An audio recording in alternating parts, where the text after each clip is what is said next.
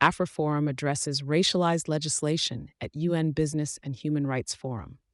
AfriForum, a prominent South African civil rights group, recently participated in the 13th session of the United Nations Forum on Business and Human Rights, held in Geneva, Switzerland, from November 25th to 27.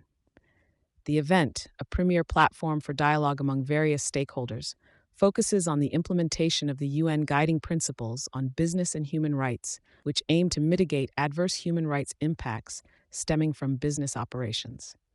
During the forum, Alana Bailey, AfriForum's delegate, emphasized the necessity of a balanced approach integrating both national and international interests, along with a blend of voluntary and mandatory measures to safeguard human rights while promoting economic growth. A significant part of AfriForum's involvement was its report highlighting the escalation of racialized legislation in South Africa. Despite the country's constitutional dedication to non-racialism and equality, AfriForum's findings suggest that the increase and intensification of racial laws have neither decreased inequality nor effectively benefited the broader society. Instead, legislation, such as the broad-based Black Economic Empowerment Act and the Employment Equity Act, were often benefiting only a small elite and correlating with heightened public sector corruption. Moreover, such measures have systematically excluded minority communities from economic participation, placing these groups at an increased risk.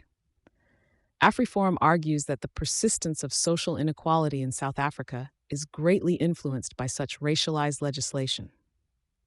By presenting these findings at an international forum like the UN's, the organization hopes to elevate global awareness and advocate for legislative revisions.